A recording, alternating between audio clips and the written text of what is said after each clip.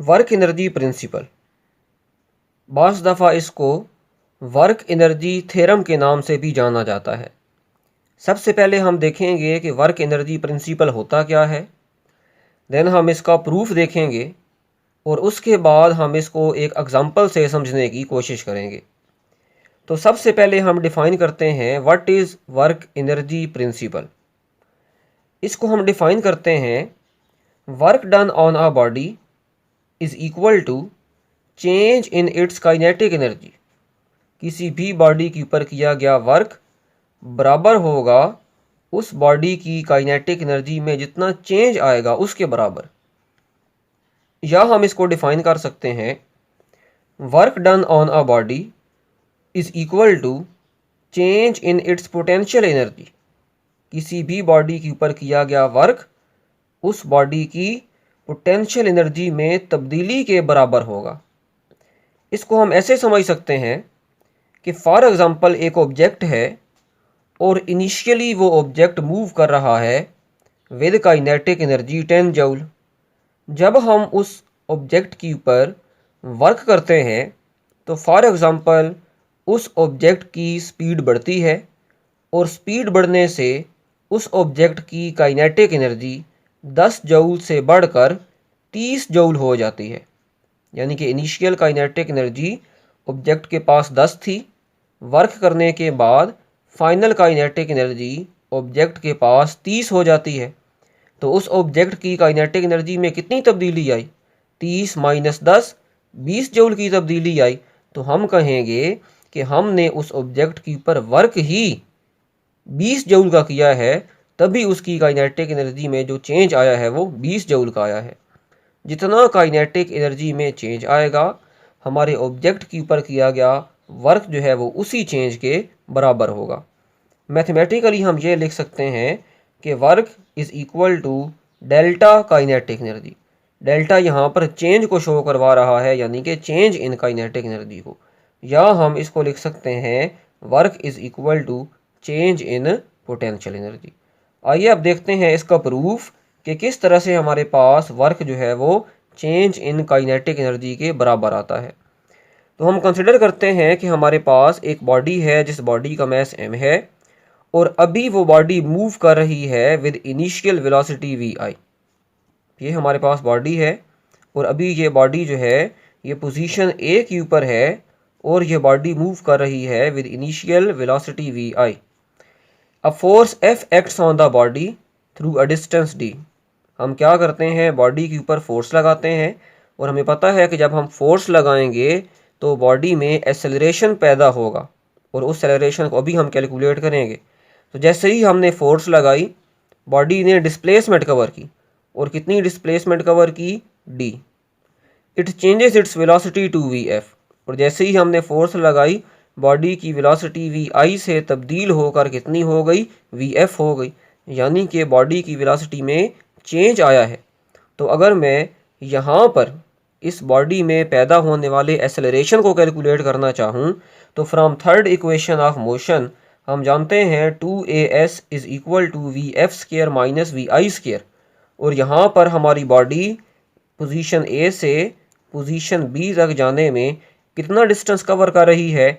जितना यहाँ पर डिस्प्लेसमेंट होगा उतना ही बॉडी डिस्टेंस कवर करेगी। तो एस को मैं यहाँ से रिप्लेस कर दूंगा डी से यहाँ पर। तो इक्वेशन मेरे पास कुछ इस तरह से बन जाएगी। अब यहाँ से अगर मैं इस एक्सेलरेशन को सेपरेट कर लूँ तो ए बराबर हो जाएगा v F square minus we I square divided by ये जो 2d ए के साथ मल्टीप्लाई हो रहा था इधर आकर ये डिवाइड हो जाएगा। So this is acceleration producing in the body when force F is applied on this body. तो ये हमारे पास आ गया एक्सेलरेशन और इसको हम कह देते हैं इक्वेशन नंबर 1। अब हम जानते हैं कि according to Newton second law of motion force बराबर होती है मैस इनटू एक्सेलरेशन के। और यहाँ से मेरे पास जो एक्सेलरेशन बराबर है वो आ जाएगा a is equal to force divided by mass. तो इसको मैं कह देता हूँ इक्वेशन नंबर 2। अब इक्वेशन नंबर 1 भी मेरे पास एक्सेलरेशन की फॉर्म में है और मेरे पास इक्वेशन 2 भी एक्सेलरेशन की फॉर्म में है। अब हम क्या करेंगे, हम इन दोनों इक्वेशंस को कंपेयर करेंगे। By comparing equation 1 and equation 2, अभी हमने देखा कि इक्वेशन 1 और इक्वेशन 2 की लेफ़्ट हैंड साइड उसमें एक्सेलरेशन था। इसका मतलब हुआ कि उन दोनों इक्वेशंस की राइट हैंड साइड भी बिल्कुल बराबर होगी। तो फिर मैं लिख सकता हूँ f divided by m is equal to V F square minus we I square divided by 2d। अब मैंने क्या किया, यहाँ पर इक्वेशन को थोड़ा सा रीअरेंज किया है।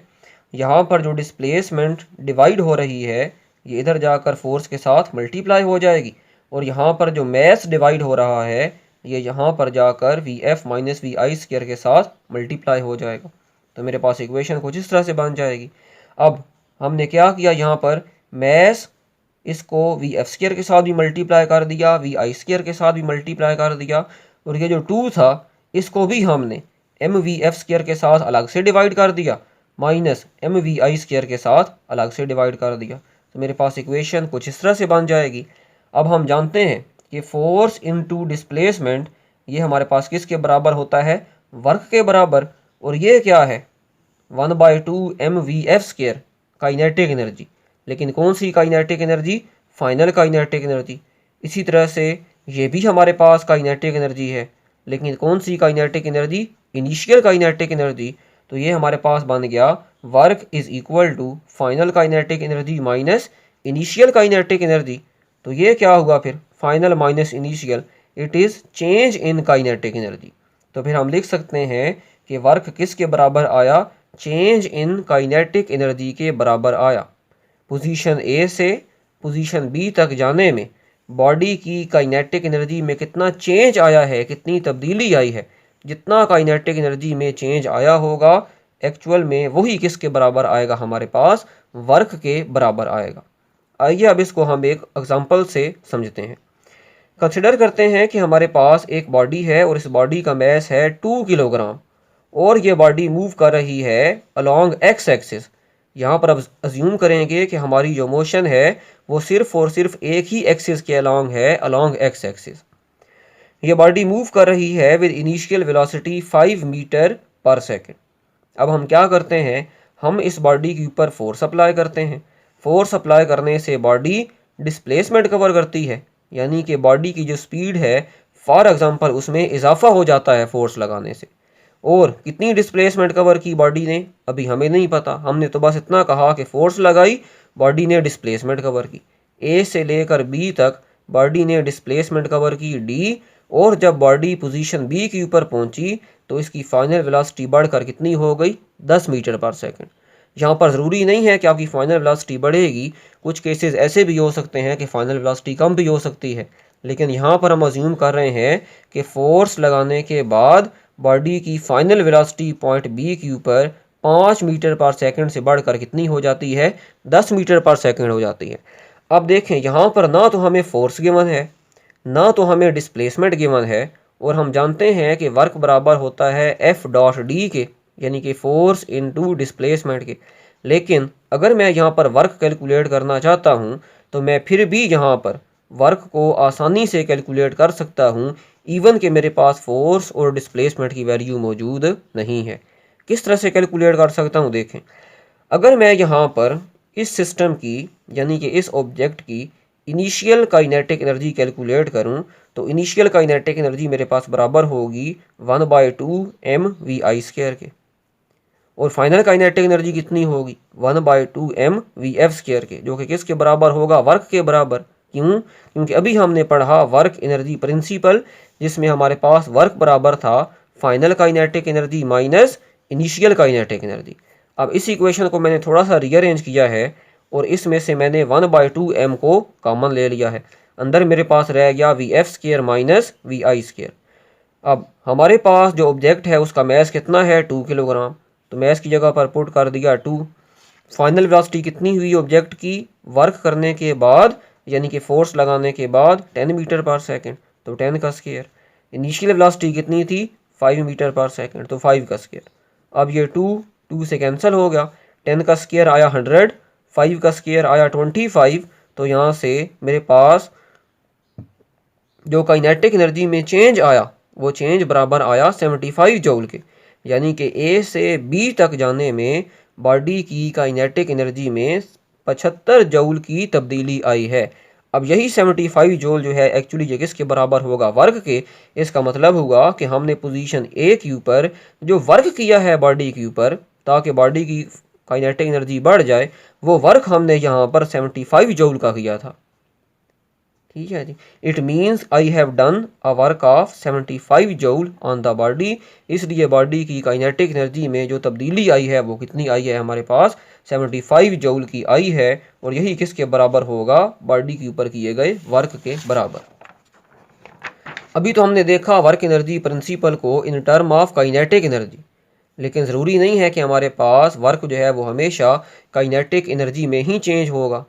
यहाँ पर हम देखेंगे कि अगर हम अपनी बॉडी को अर्थ से सर्टेन हाइट h तक लेकर जाते हैं, यानी कि यहाँ पर हमारी बॉडी की मोशन अलॉन्ग y एक्सिस है, तो यहाँ पर किया गया वर्क जो है वो हमारी बॉडी के पोटेंशियल एनर्जी में तब्दीली के तौर पर नमूदार होगा।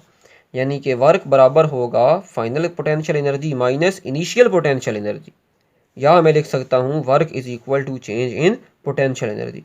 आइए इसको भी हम यहाँ पर एक एग्जांपल से स्टडी करते हैं। कंसिडर करें कि हमारे पास एक बॉडी है और इस बॉडी का मैं यहाँ पर अपनी कैलकुलेशन को सिंपल रखने के लिए 1 किलोग्राम ले लेता हूँ। और अभी क्योंकि ये बॉडी हमारी अर्थ के ऊपर मौजूद है तो अर्थ और इस बॉडी के दरमियान किसी तरह की कोई हाइट नहीं होगी, यानी कि इनिशियल हाइट क्या है, 0 है। अब हम क्या करते हैं, हम इस बॉडी के ऊपर वर्क करते हैं और वर्क करते हुए इस बॉडी को हम अर्थ से फाइनल हाइट HF तक लेकर जाते हैं। और ये फाइनल हाइट मैंने कितनी ली है यहाँ पर, 10 मीटर। जब तक हम इस बॉडी के ऊपर वर्क नहीं करेंगे तब तक ये बॉडी जो है वो इस फाइनल हाइट के ऊपर नहीं पहुँचेगी। अब अगर मैं यहाँ पर अपनी बॉडी की इनिशियल पोटेंशियल एनर्जी कैलकुलेट करूँ तो हम जानते हैं पोटेंशियल एनर्जी होती है mgh, और अभी इनिशियल पोटेंशियल एनर्जी है तो हाइट होगी यहाँ पर इनिशियल हाइट, और फाइनल पोटेंशियल एनर्जी बराबर होगी मेरे पास mgHF यानी कि फाइनल हाइट के। मैस और जी को हमने आई और एफ क्यों नहीं लिखा, क्योंकि मैस हमारे पास चेंज नहीं होगा। जितना बॉडी का मैस यहाँ पर है यहाँ पर भी मैस उतना ही होगा। और यहाँ पर अज्यूम कर रहे हैं कि हम अपनी बॉडी को अर्थ की सरफेस से ज़्यादा हाइट के ऊपर नहीं लेकर गए, हमारी जो बॉडी है वो अर्थ की सरफेस के करीब करीब ही है, तो जी की वैल्यू अर्थ की सरफेस के करीब करीब भी चेंज नहीं होगी, वो 9.8 ही रहेगी। सो इनिशियल पोटेंशियल एनर्जी हमारे पास आई mghi, मैस 1 kg है, G 9.8, initial height 0, so initial potential energy is 0। Final potential energy mgHF, mass 1 kg, G 9.8, final height 10, तो यहाँ पर फाइनल पोटेंशियल एनर्जी मेरे पास आ गई 98 जूल। अब हमारी पोटेंशियल एनर्जी में कितना चेंज आया, final potential energy minus initial potential energy. Final potential energy कितनी है 98, इनिशियल पोटेंशियल एनर्जी कितनी है 0। तो बॉडी को जब हमने पॉइंट ए से पॉइंट बी तक 10 मीटर की हाइट तक मूव करवाया अलॉन्ग वाई एक्सिस, तो बॉडी की पोटेंशियल एनर्जी में 0 से 98 जूल यानी कि 98 जूल की तब्दीली आई। इसका मतलब हुआ कि अगर इस पॉइंट के ऊपर बॉडी की पोटेंशियल एनर्जी 98 जूल है तो हमने पॉइंट ए से पॉइंट बी तक बॉडी को उठाने में जितना वर्क किया होगा वो वर्क भी हमारे पास 98 जूल के ही बराबर आएगा। It means I have done a work of 98 joule against the force of gravity in lifting the body through a height of 10 metre. ठीक है जी। तो यहाँ पर हमें पता चला कि when work is done on a body and body moves along x axis, ठीक है जी, मिसाल के तौर पर, तो फिर हमारी वो किया गया वर्क उस बॉडी की काइनेटिक एनर्जी में चेंज के तौर पर जाहिर होगा। और जब हम अपनी बॉडी को अर्थ से सरफेस सर्टेन हाइट तक लेकर जाएंगे तो फिर उस बॉडी के ऊपर किया गया जो वर्क है वो उस बॉडी की पोटेंशियल एनर्जी के चेंज के तौर पर जाहिर होगा। ठीक है। यहाँ पर एक इम्पॉर्टेंट पॉइंट हमें ये भी पता चलता है कि जब तक हम अपनी बॉडी के ऊपर वर्क नहीं करेंगे तब तक हमारी बॉडी की पोटेंशियल एनर्जी में भी चेंज नहीं आएगा। जब तक हम अपनी बॉडी के ऊपर वर्क नहीं करेंगे तब तक बॉडी की काइनेटिक एनर्जी में भी चेंज नहीं आएगा। तो फिर हम ये कह सकते हैं कि बेशक वर्क जो है वो हमारे पास चेंज इन पोटेंशियल एनर्जी या चेंज इन काइनेटिक एनर्जी के बराबर है, लेकिन वर्क और एनर्जी दोनों के जो फिजिकल मीनिंग्स हैं वो अलग हैं। वर्क हमारे पास एक ऐसा तरीका है, एक ऐसा ज़रिया है जिसके ज़रिए हम अपने ऑब्जेक्ट्स के अंदर एनर्जी को ट्रांसफ़र करवा सकते हैं। जब तक हम वर्क नहीं करेंगे तब तक हमारे ऑब्जेक्ट्स के अंदर एनर्जी नहीं आएगी। तो इसका मतलब हुआ कि work is mode of transfer of energy. Energy को ट्रांसफ़र करवाने के लिए किसी भी बॉडी के अंदर, किसी भी ऑब्जेक्ट के अंदर वर्क का परफॉर्म करना ज़रूरी है। तो ये था हमारे पास work energy principle. Next lecture में हम देखेंगे what is absolute potential energy. तब तक के लिए अल्लाह हाफिज़।